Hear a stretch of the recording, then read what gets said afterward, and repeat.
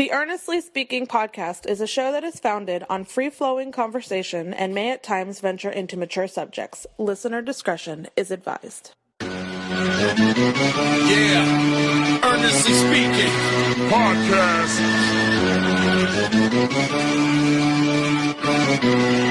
Let's get it. I'm a giant in New York, in Miami carry heat. So much more in store, my product can flood the street. Opinion Nation Godfather, CEO. Huff in the late 90s, gon' see me blow. Oh. Got my hustle on, no imitation of that. Army of untouchables, Opinion Nation staff. Never an off season, homie, check the numbers. Heart throb in my own right, supplying southern comfort.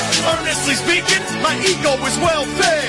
Earnestly speaking, you're too feeble and no threat. See, I'm like a hurricane, you're a mild breeze. Earnestly speaking, leaving Eli a dynasty. Shake!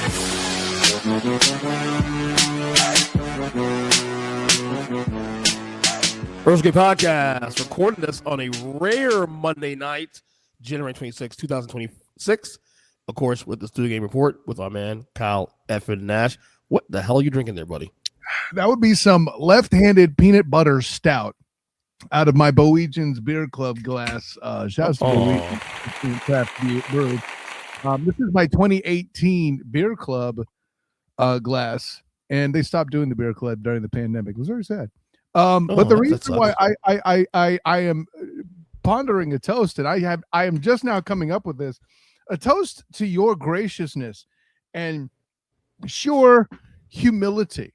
I mean, something's coming. Elio opening the first line of your theme with "I'm a giant in New York," doing that to a Cowboys fan, and you continuing to play it after all these years is your theme. Man, listen, you're a stand-up guy, and you deserve a toast. Moving on.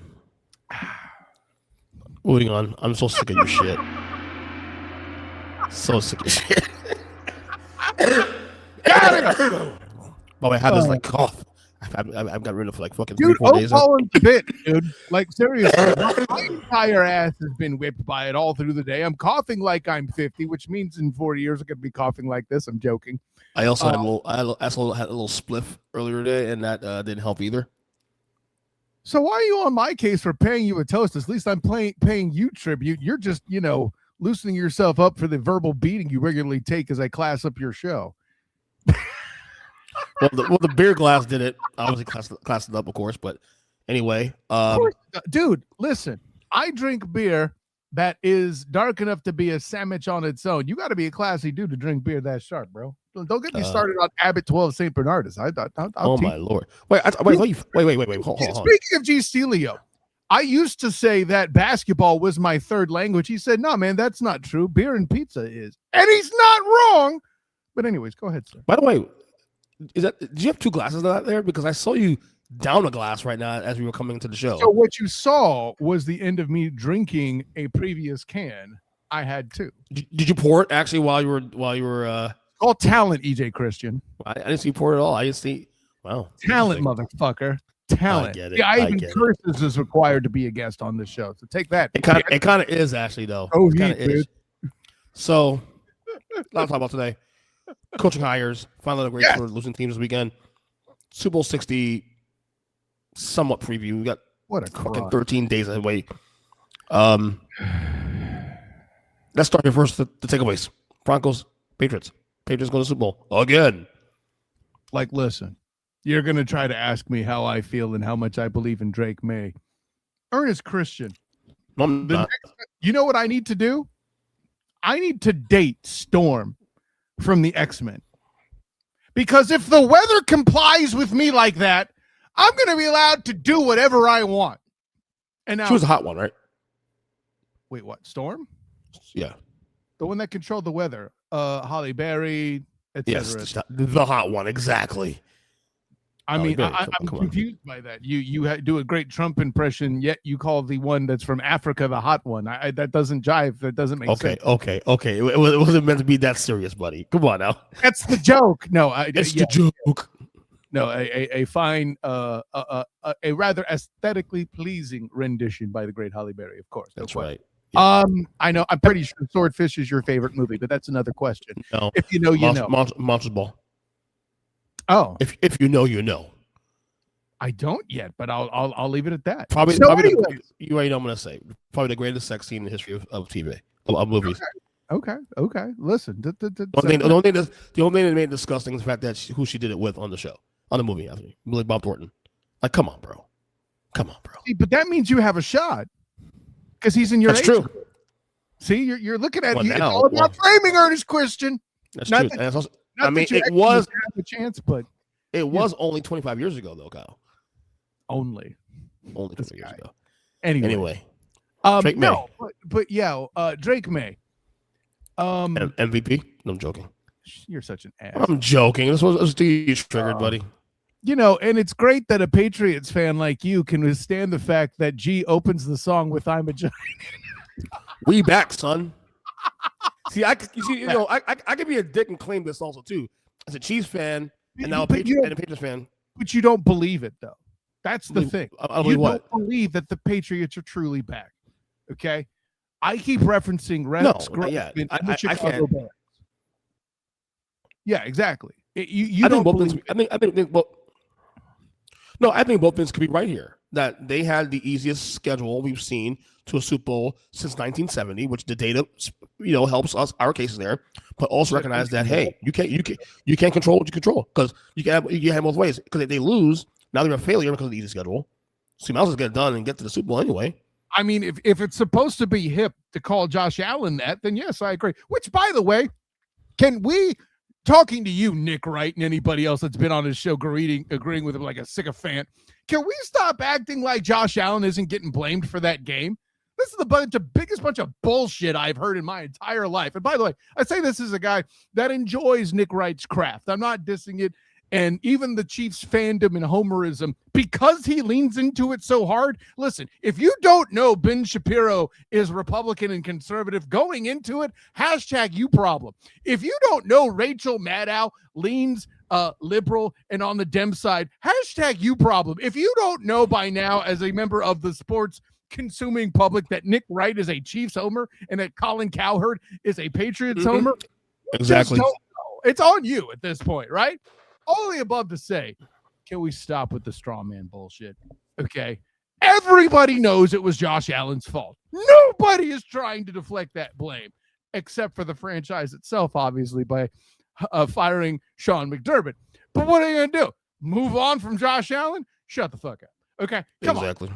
Anyway, I thank you for letting me get that out, EJ. That was I'm with you on that. And by the way, Drake May has won 3 playoff games.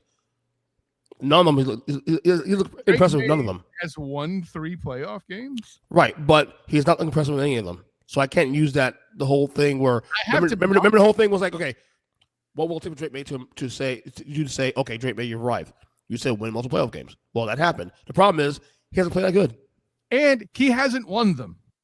He was present when they were that defense says, and they got breaks. But he hasn't won them. Understand the difference in these things, which I know you do. I'm just saying that. Now, I will give him this though about the game on Sunday, because he's in a no-win situation. Like if you win, you don't get the credit for it. If you lose, now you're a failure. Whoa! Severe pushback on that. Go ahead. They're already giving him credit for this one when he deserves very little at best. I get it. He ran the football well. Cool. You know who else who runs the football well? Lamar Demetrius Jackson, and for doing so, he gets called a running back. Fuck out of here with he doesn't get credit. Come on, EJ. I like that. Ooh. There's no question that if Bo Nix plays this game, they then wins this game. No, none at all. And actually, Mark Moses had me on his show this morning and asked me the same question. And it's simply because Bo Nix takes that sack, if he's even in that position, when Jared Stidham fumbled. So true. Yes, he fumbled it. I don't know what we're talking about. Eventually, the Pats cashed in, so it's a non-factor, in my opinion, beyond taking time off the clock, I guess, right? But, yeah, I don't think Bo Nix makes that mistake. Now, does he make a different one that's costly? Perhaps. But I don't think he puts the Pats on the doorstep. But here's the real thing that lost that game, EJ Christian, as much as we have to talk about, Drake May's ties to Halle Berry, allegedly, right? Yeah. The other piece is this. We learned today which coach, if you didn't already know, built their legacy in an outdoor stadium and who built their legacy in a dome. EJ Christian, it was nationwide news that the weather was going to be ass throughout the north, that snow would be everywhere. The forecasts told you. My family had house guests, or at least my mom did, of some friendly friends who were driving back up to Appleton, Wisconsin, who delayed their trip a day to miss the blizzards.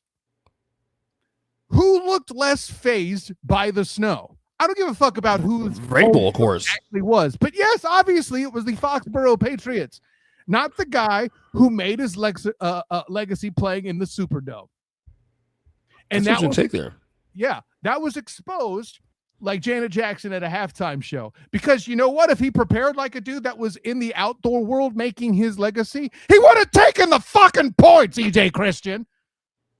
So you know, I think you know because we were in a text at the time, with the group text with the Hull Up guys. Yep. I did say go for it at the time because at the time, and I know why you did. You know what? I have to be fair to you and be accountable for shit I've said. I have questioned Drake May constantly. This isn't the same as Liam Cohen not taking the points against Josh Allen. You are correct. It's Drake May on the other side. But again, you have a backup quarterback.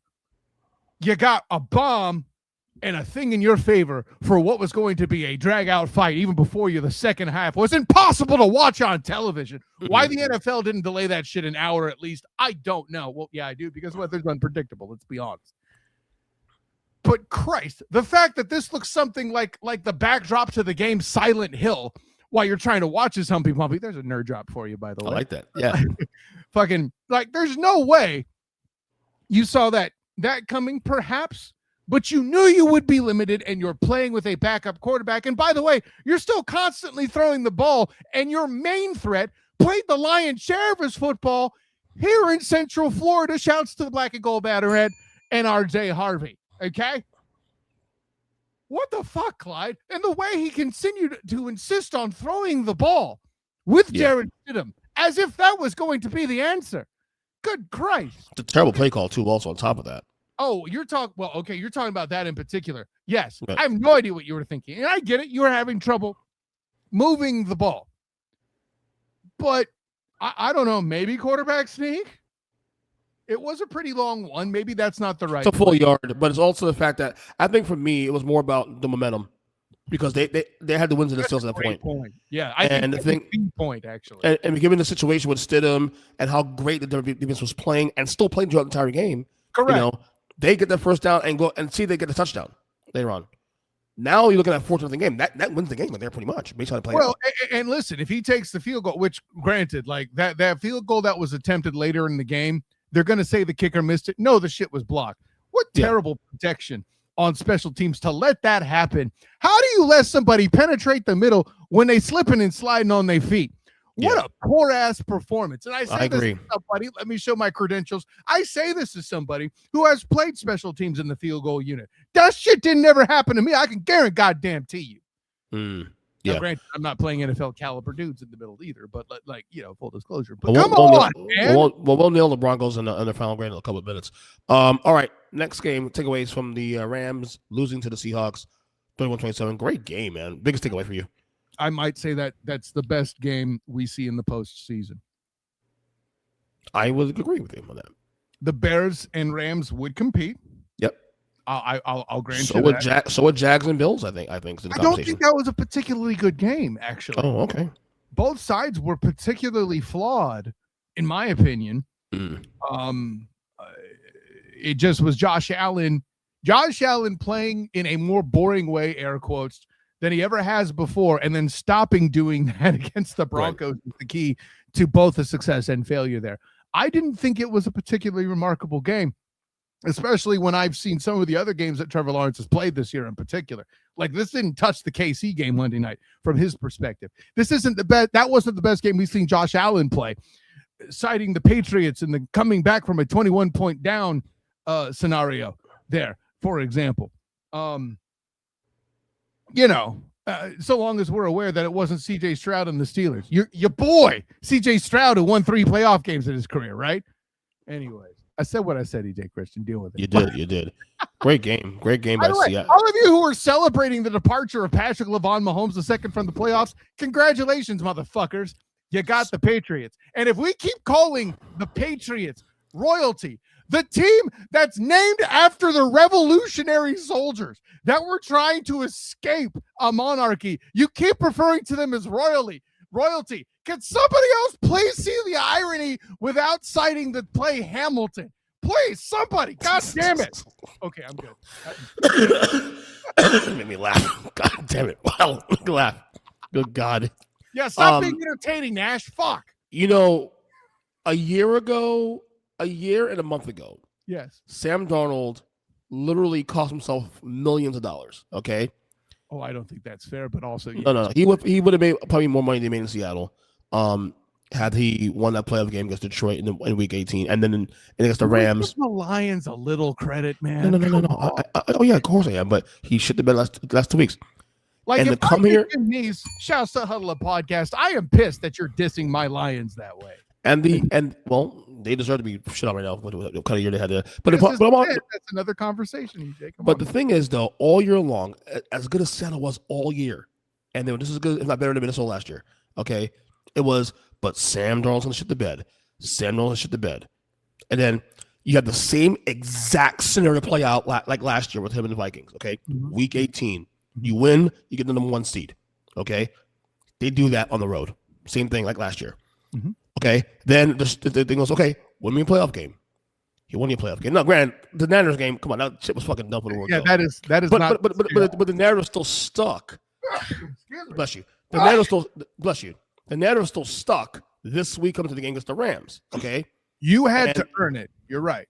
That motherfucker did. I think, Kyle, we are now at the quote, "We trust Sam Darnold" portion of this program. I think we need to trust that Seattle's a complete team, and we, the media, we, the public, were slow to realize it. I saw it real fast after they beat. I'll call it a beatdown of the Jags. I'll be fair. And I said it on this and other shows. I'll say it here again. That defensive tackle core is perhaps the most underrated position group in the entire NFL, and I don't think it's close particularly. You may come up with some other examples, and that's cute. But all of them are at home right now or in Cancun, let's be honest. Right. The fact that John Matthew Stafford had the duress he did is in tribute, in part, at least, if not entirely, to them. Which, listen, credit to John Matthew Stafford for keeping this game as close as it was. It could have got out of hand. Well, first off, the game that game's even closer if the punt return fumble didn't even happen. Oh, a punt return fumble my ass. How about the taunting penalty, homie? Oh yeah. That too. Yeah. So anyway, congrats to Seattle, congrats to New England. We'll see them in 2 weeks. All right. It's about it, but them being a complete team, by the way. No disrespect to Sam Darnold, but I think the reason why that works is because he is one in several elements of team success in a world where quarterbacks get paid way too fucking much. This is your retort. You look at Seattle, you look at Jacksonville. This is how you build teams to compete in the playoffs when you haven't yet found the franchise guy. And we talk about, this year's an anomaly. Watch this shit happen again next year, potentially, especially in the AFC, right? But we could agree to, Kyle, that while we agree it's a complete team, we can also acknowledge that we probably weren't saying that until probably this week after Sam Darnold proved himself in the playoffs. I said everybody was late to catching up to that. And let me address your Sam Darnold point, right? Let's not do revisionist history here, okay? On your podcast, we were wrestling with dumbasses out there calling Peyton Manning a joke artist for how many fucking years? At least 8.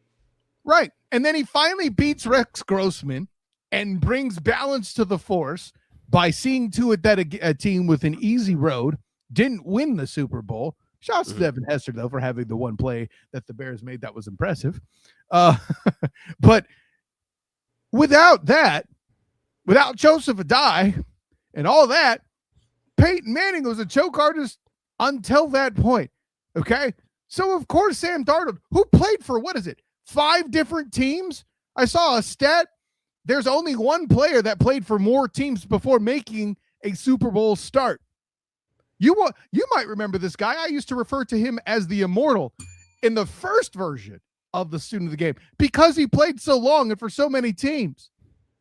And he played for the Rams even after representing Atlanta in the Super Bowl. Do you know who it is? Wait. It is not Chris Chandler. It is Chris Chandler, you dumb mother. Beep. It isn't Chris Chandler? Wow, It is Chris Chandler. Stop questioning yourself, you bitch. You got it right. I know my sports, brother, sometimes, you know? Well, let's not go too far. But right. But I'm sorry, dude. You set me up too good. It's okay. But yeah, Sam Darnold. Let's be clear. Sam Darnold won this game. The dude threw almost 40 yards. So nuts. The he almost. I mean, brother, he almost threw 347 yards. I think it was. I think more. Did his job too, right? And I mean, buddy, JSN Jackson, Smith-Njigba was impressive player. If you did, how he's always open. Every time I turn around, he's always open because he can find the spot in the zone. I think I'm not saying that what's his word, improv, but he knows how to run routes crisp, right? Like being an athletic dude and catching passes is awesome. Just ask Puka Nacua, who caught a pass with 4 dudes on the screen. Yeah, 25, 36, 346, 3 touchdowns, and 0 picks. I told clean. You 347. Both guys play clean. So again, congrats to Seattle. 70-something for John Matthew Stafford. For another fishing game too. Also, all right.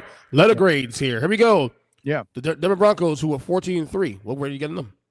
I mean, they get an A though, right? Let's be honest. Like Patrick Surtain, the second junior, if you will. If he can keep this up, that's Hall of Fame shit right there.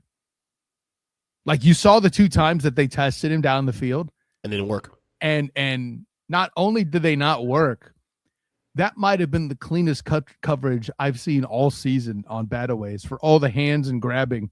Not saying he does none of that. Let's be real. He's a DB. I'm going to say this. If I were to say this to Travis D. Holmes, my personal champion and co-host of the Duval Dive, that DB's main job is to learn how to cheat right, he'd probably agree. And on that play too, also he got inside position too and everything, and the receiver got no separation whatsoever. That's one of the best I think I've seen in years. And he didn't foul him. That's what's most important. Yep. Very clean. Nothing controversial. He just batted the fucking ball down. Very clean. Yep, absolutely. They got 8 for me as well too. Also, for all the Eagle fans that are butthurt about the Phoenix Super Bowl where they lost to the Chiefs, if Bradbury does that, you ain't got a problem. That's all I'm saying. That was pass interference. He held him. Well, it was holding. Yeah, they didn't call him. Right, holding. Right, Mr. Sports. He still held him. Shut up. He absolutely held him. He said after the fucking game. I was there. Anyway. Yeah, you were there. That's right. You were there. Yeah, A. And there's an argument A+ could be on the board too. Also. It's an argument. I'm gonna be honest about it. Had Sean Payton not been so arrogant and they just got beat, perhaps I would have said A+. But for a guy that's going to get Coach of the Year votes to do what he did to his team the way that Liam Cohen did to the Jags, I said what I said with the Duval Devout. You did say it. I've said it many places, my friend. I know you have. But yeah, and if you want to say A+, I'm not going to take it from you. I'm going to be A.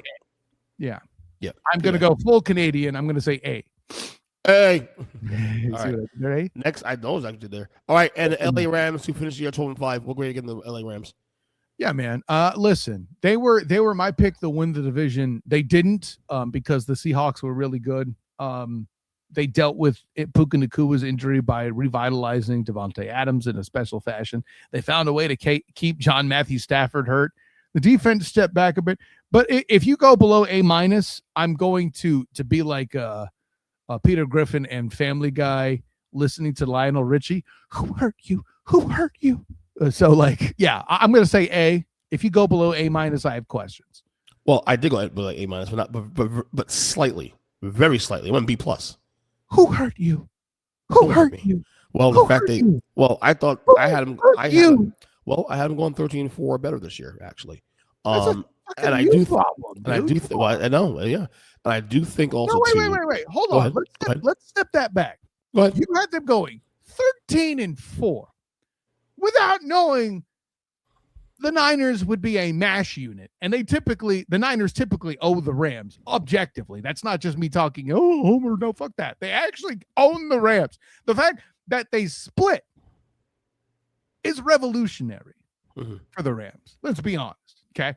The Seahawks were way better than expected. Oh, of course. And still, they managed to make a placement. And listen, when you have a division that represents 3 spots in the playoffs, and you still win, how many games did they win again? I forget. Who? Seattle? No, the Rams, jackass. 12. What the fuck are we doing here? B+. Shut, man, come on. Well, 14 with the 2 playoff wins. I'm a Niner fan, and you're asking me to advocate for the Rams this hard. Do you see why they also peaked out in November. We were seeing some leaks in the van the last 2 months. The defense played a little worse in December. Switch to edibles. It's affecting your brain. I already have edibles. What are you talking about? I'm so you got both? That explains why you're grading so poorly. That's right. On? B+, buddy. Shut the fuck up. Okay. By the way, I equals Kyle was right. Moving on. That's right. By the way, I really hope Matthew Stafford does not retire, because that dude is a gamer. He's a gamer. Buddy, listen to me. Father time's undefeated. I'm sorry. I agree, but he's probably win MVP this year, and there's no reason why he should, and there's no reason why he probably should retire. Christian McCaffrey should. Let's be fucking honest. Retire? No. Win MVP. Jackass. Well, it's the edibles now. There we go. What a douche. God. I think I'm getting a call from Summer's Eve. They want you to be on their box, you douche. Jesus Lord. By the way, there's no meeting in there if you reach for it. No, I'm making you laugh again, folks. Sorry, my bad. Yeah, I hope he sticks around, man. I love Stafford, man. I do. I really do. Yeah, so. No, I got. If he stays, I hope he stays healthy. That's what. Of course, absolutely. I get visions of, if you remember, Brett Favre getting peeled off the turf in Pittsburgh when he was still playing for the Vikings 1 year too long. I don't want that to happen to him. Yeah. Well, we'll see. He's better now than he was at Favre was at his age this time. Ooh, okay, I'll allow that. I had to think about it. There's an argument Stafford's playing his best football of his career right now. John Matthew Stafford is in no threat of, holding the fucking record for career interceptions. But shall we move on, please? Yeah, exactly. All right. Brett Favre is overrated. I said it. Yeah, I agree. Before we get to coaching carousels, we got 13 fucking days before this game. Super Bowl 60, how you feeling? Like you have a lean or you have a prediction already, or what? Where you at? I'm going to look at the status of Sam Darnold's oblique before I predict exactly how many touchdowns the Seahawks are going to win by. Well, that oblique hasn't been an issue so far, because he was wincing in pain yesterday, but that 346 yards didn't show shit. Yeah, oblique injuries suck when you're having to torque and twist your upper half. They'll be looking at that throughout these next 2 weeks, and rightly so, right? But the 2 weeks off will help. One would hope. Help. But it seems like you're picking Seattle in this game. I listen. Okay, spoilers, bitch. But also fuck the Patriots. No, I'm joking. I'm joking. It's not Brady's Patriots. I will say this is the more likable Pats team, though. I don't agree. Oh, really? If they actually, well, I feel like some of Brady's teams didn't earn the path there in the regular season, but at least they'd have to, at least at some point, unless he's playing Connor Cook, and I think it was Yates at quarterback for Houston. Right. The last time the Patriots had an easy path was by Thomas Edward Patrick Bieber Brady. Which year?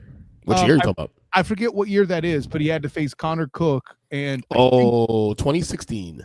Yeah, and the Houston quarterback, I believe, was Yates. I could be wrong. It could have been J.P. Losman for all I know. Yeah, no, remember those days.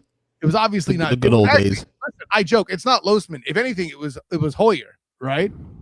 So one of those two dudes. I'm fairly certain. I could have that wrong. If somebody wants to do well, actually, in the comments, I'm down with that. I'm not trying to go out of my way to figure out what shitty quarterback Brady beat against Houston, the game where he kicked a Houston lineman because he got sacked and he didn't like it. Is that possible? What was that? I have video evidence of it. My guy. No, I know. I believe you. I just remember seeing that. It was who was it that was lined up opposite JJ Watt at the time? It was So that would be Logan Mankins? No. No, Logan Mankins. No, it's an offensive player, buddy. No. That's what I'm saying, Logan Mankins. No, it was Brady that kicked. We say offensive player for the Patriots, right? It was Brady that kicked a defensive Houston player, and it wasn't JJ Watt. It was okay. That's why I got fucked up. Okay, it was Clowney, I think. Jadeveon Clowney, right? Again, edibles, joints, cool. But right now, I'm leaning. Shit, you must be eating all the time with how little you know about sports. This is not an official prediction because you got 13 days, but I am definitely leaning the Seahawks right now, and I don't expect a change, barring some news about catastrophic. Barring some news about Darnold's oblique being more serious and realize he can't play the game. I'm not trying to put that out there for the record. Let me not do that. Because God knows I don't need the Pats winning this game. So my cocky you don't Pats need to think somebody else out there as you have in the past. I don't need my cocky Pats friends going on my cell phone and calling me and texting me and talk all this shit. You know, the only reason why you don't have the Summer's Eve job locked down is because of those Pats friends of yours. I'm joking. I got my fucking Boston Jack also too. Like he's out on the Pats and now he's back on the wagon again. I'm like, motherfucker, he's back. He's back so much he's coming to the show this week too. On top of that, so yeah. Well, let him know the Magic's in their regards and beating the hell out of them, so they lost to the Knicks in that playoff season. All right, some coaching updates here. So last time we recorded, the Ravens job was not filled yet, was still vacant. Well, Jesse Minter is now the new head coach of the Baltimore Ravens. He is the Chargers OC, former Chargers OC, right? Former DC. And, sorry, I apologize. Yeah, listen, the fucking campaigns write themselves, right? Especially this time of year. The Kings of the North, Minter is coming. I like that. That's good. Now, I actually came up with that on the Bolt Blitz previously, but that's a whole other question. Yeah, man, I get it, the OC is going to be the situation is going to be the clear thing, right? Because whoever's responsible for getting Lamar Demetrius Jackson upright and going again, that's an important element too. But I'm not knocking the hire.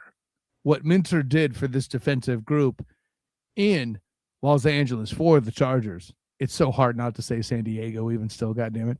That's why I continue to say San Diego, because I don't give a shit. Well, great. See, but I have credibility and you don't. So this is, I actually care. So there goes your bullshit again. I'm such an asshole. I know, my bad. But you think? Hey, listen, at least I acknowledge it. I don't have edibles. I just know that's real. Anyway, fair enough. So fair enough. I what he's done to assure that Justin Herbert at any given time is in still striking distance to help the Chargers win games. That's the entirety of their success. Now, granted, I don't know. The season was over and Justin Herbert was going to get surgery and try to recover. And say what you will about Drake May. The Pats defense, they're not as great as I think they're advertised, but they're not bad by any stretch. It's like I used to say about a young Russell Carrington Wilson in Seattle, right, EJ? Overrated doesn't mean bad. You're just not quite as good as you guys are trying to fucking advertise. Okay? Exactly. And when you're taking out Titans, like, okay, bad choice of words considering you beat an AFC South team, where you're taking out juggernauts like CJ Stroud and Jarrett Stidham. Woo! Anyways. Right. I might know Hire's fine. For you, by the way. I still wanted Brian Flores to go to Baltimore, honestly. I really wanted that to be a thing, but it is what it is. He stays in Minnesota as defensive coordinator. Your thoughts? Yeah, I listen. The problem in Minnesota has been J.J. McCarthy. This is Lucifer Morningstar, like a mamma jam up in here. I tried to tell you, but you wouldn't listen. J.J. McCarthy was asked to do so very little in a Harbaugh offense, and now Janet Jackson's come for the exposure. So yeah, I get it. It sucks for them. I don't know what Minnesota does about it offensively, but making sure your defense is stout to keep your mistake-prone quarterback in games, that's what you do. And I've always liked Flores. I didn't think him being stuck in the situation he was stuck in over here in the tanking for Tua era, such as I wrote about it for the Dolphins Wire, is unfortunate as hell. But yeah, I am what I am looking for, not necessarily because I'm a fan of Flores per se. I want to get an actual beat on what he is. I hope he gets another head coaching job at some point so we can see what it is when he's not being undermined by his own fucking organization.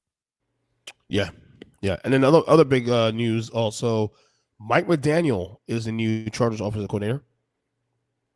If I said to you, hey, check out this room where Jim Harbaugh and Mike McDaniel are going to hang out together and be buddies, does that make sense to you? Right? That's weird. Right? But just on the outside chance that it might work, boy, howdy, it's a hell of an experiment, isn't it? It's amazing. It's real. And actually, I think if there's a way for McDaniel to rehab his head coaching opportunities for the future, this is one of the good places to go to.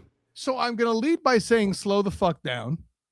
What I'm going to start with is I'm very intrigued to see what Mike McDaniel does with guys that aren't just in it. Well, everybody's in it for the money per se, but I feel like Tyreek Hill was kind of a mercenary in his own way. Not dissing it. I think that's just a fact of the case. I don't get that vibe from Lad McConkey, right, and KLS and QJ and these other dudes over there in Los Angeles for the Chargers. And to play for a dude in like or coach with a dude like Jim Harbaugh, you can assure that if he gets his head out of his butt, well, and this is more about the GM than it is Harbaugh, let's be honest. Yeah. But if they can actually get some depth on the O-line and stop relying on Bozeman in the interior, you know, they get Slater back, you know, Joe Alt starts deleting people again, you know, you could have something there, especially for a Chiefs team that allegedly is on the decline. We'll see what their draft prospects are, but anyways. Yeah. Well, we'll see. Before we get out of here, such a fucking magic, bro. What a letdown. They lost 4 in a row. They lost tonight to Cleveland. Yeah. And that's the second one, too. A Cleveland team that's allegedly supposed to be gassed, right? Yeah. What the hell's going on with the Magic? Dude, in the East this year, that's supposed to be wide open. Mm-hmm. And, I mean, Boston was supposed to be worse than they are. Boston's playing really good this year without Tatum. Right. Indiana's terrible this year. The opportunity is there for the taking to be top 4 team in the East. And they're not there, and right now they're number 9 in the East. They're only one game over 500. They're probably going to be a play-in team the way it looks right now, barring some massive changes. Yeah. You know, Paulo Banchero has been a disappointment in terms of like you thought this is the guy that will lead this team into the, you know, certainly into the top of the Eastern Conference or at least flirt with it, and they lose a lot when he plays. So let's be careful about a couple things. Okay. For one, you know, I am a superior NBA analyst to you. So when I point out bullshit, I was triggered.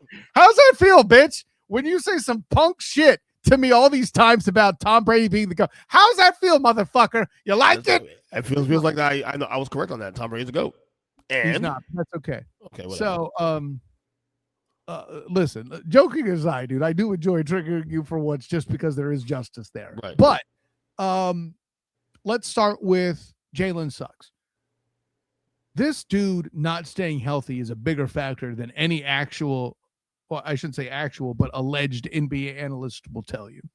There's something about him coming onto the court that brings an energy that's just bleeding different. And the fact that he's limited and like he pulled up lame, I obviously wasn't in Cleveland, but on Thursday, I was there at the Magic game with my dude, Don Struble and RJ Saunders of Roundtable and 1010XL, where I watched that game. You know, I mean, hey, the Jags weren't playing, whatever. I didn't have to do anything for the dive. And the energy level is different. And then when he pulls up lane, looking like he bumped somebody and his back is rough or whatever, that guy needs to stay on the court. There's problem one. Franz Wagner missing again is another issue. That's a problem. Yes. Yeah. Those are the big three. Paolo, Franz, and Suggs are the big three. Desmond Bain has been pulling his weight. That trade's good. If you want to talk about offseason things that have failed, it's Tyus Jones. Okay. Tyus Jones, and I said this on Open Gym on 1010XL, and my dude RJ Saunders was hurt deeply because he wanted the Tyus Jones thing to work as a Magic fan. Yeah. But Tyus Jones is an expensive Corey Joseph. That's all that's happening right now. Okay. That's just the facts of the case. That part's failed. Desmond Bain has been absolutely great. I've had so much fun watching him. Hell, even with him being in trouble with the league for a bit was entertaining in its own right, and watching him talk about it was funny. But let's get to the elephant in the room. I'm still developing it. I don't have enough evidence to say it outright, but I'll bounce it off you as somebody who's learning to be an NBA analyst of my stature here. Got it. Bullshit. So no, but listen. Bullshit. Listen. Bullshit. Yeah, fine. You're insecure because I'm owning you. Listen, let's get back on track. No, I'm fine. I think Paolo Banchero is becoming what Anthony Davis was when he was younger. A big who refuses to play like a big. He's what, 6'9", Banchero? I believe he's 6'10". Oh, jeez. Yeah. But he's trying to play like a stretch when he should really model himself a little bit more like Giannis. And that's not happening. And it triggered me when I remembered going into work at the day job in the previous playoffs. Granted, it was against Boston. Nobody had them winning that game, but I really think there was one, I forget which game it was that was particularly close that they still lost. Game 5 was one of those. Game 4. Did they was win? it in Orlando? Was it in Orlando? No, it was in Boston. Okay. The final game was in Boston, I believe. Actually, I know it was because they won, and I think they lost by 1 in the games. That series was actually sneaky closer than people get credit for. You're absolutely right about that. And I could guarantee you the Celtics hated that they had to play a 5th game against the Magic. Boy, it was tough out. Anyways, all that to say, I feel like Paolo in that series in the final game was settling for too many jumpers. I remember complaining about it. Mm-hmm. And we're seeing it again. Now, don't give me problems, give me solutions. Okay, I can do that, EJ Christian, I think. You know, I may not have stayed at the Holiday Inn Express last night, but I have a theory. And I think because Magic culture, for lack of a better way to put it, is a traumatic experience. The amount of injury that this franchise has had to fucking deal with would make Joe Burrow and the Cincinnati Bengals blush. Okay? Like last year, you got 2 guys that suffer oblique injuries that cause a significant amount of time, and Jalen Suggs is hurt. Desmond Bain, not a factor yet, obviously, right? These dudes played a total of 96 minutes on the floor together last season. The year before that, time was missed by stars as well. Even KCP, Contavious Caldwell-Pope last year, missed a significant amount of time. Not that he's a star, but he's the Bain equivalent, right? So I think there's a mental fatigue here of, okay, when so-and-so comes back, we'll be right. Then some other Humpy Bumpy gets hurt. Oh, when so-and-so back, Mo Wagner, their top backup, in my opinion. Him missing the time he has even been a huge factor. This team is shell-shocked from all the goddamn injuries. And they're going to fire Jamal Mosley. I think like Thanos, that shit's inevitable, which is sad because Jamal Mosley is probably among the best coaches in any sport I personally talk to. I've fist bumped no other coach more than him. All that to say, okay, so maybe you're a kiss of death. You fist bump him, gets fired. Fuck, asshole. Well, you started first when you called me. You called me an asshole. No. You said to me on the show. You called me an asshole. You telling me I'm the kiss of death for a nice guy who could be a Buddhist monk in another life is very mean, EJ Christian. That's right. That's why you're having a coughing fit. Karma's catching up to you, you trumpet motherfucker. Gotcha, bitch. Don't be rude.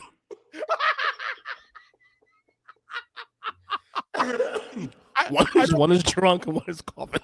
I don't mean to make fun of you while you're ailing here, but you coughing while trying to do a Trump don't be rude. Don't be rude. Might literally be the funniest shit you've done in over a decade. I sound like a Trump smoke infested Trump. You sound like Trump trying to deal with smoke bombs from ICE. Dude. Oh, Jesus. Too soon? Anyway. Too fucking soon, bro. Come on, man. You okay? Yeah, I'm good. But listen, all that to say, you can fire Mosley if you want. I don't think that changes a fucking thing. I actually think it makes I actually think unless you're getting fucking.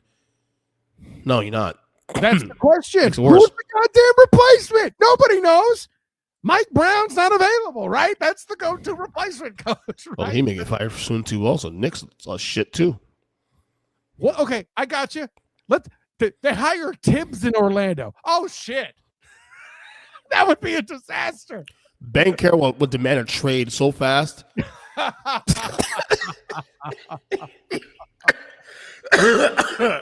Sorry. No. Hey, listen, I'm the one that told the joke. You're good. And by the way, I say that as somebody who thoroughly enjoys Tom Thibodeau. Don't get me wrong. He's just not a fit here in Orlando, I don't think. He's a ceiling. He's a 5-year ceiling, and he's done. I want to table that conversation for another time because just the conversation of the styles of coaches, and I've said this on your show before. I actually think Larry Brown is a better coach than Phil Jackson. I don't think it's close. Oh, yeah, shit, I agree with you, but that's with me. Well, holy shit! It's about time you caught up to me with your inferior NBA analyst skill. Okay, plug away, bitch. That's what she did. Of course, I am Kyle Nash. Student of the Game. You can find me on Instagram, Threads, Twitter, and Blue Sky at the SOTG. Find me on Facebook as a Student of the Game. Check out my writings covering UCF football and basketball, Black and Gold Banneret.com and the Night Shift podcast, as well as the Duval Dive. It's the Night Shift. Yeah, I keep telling Jeff Sharon, the head of the Black and Gold Banneret, to work that into something. We're in talks. We'll see what happens.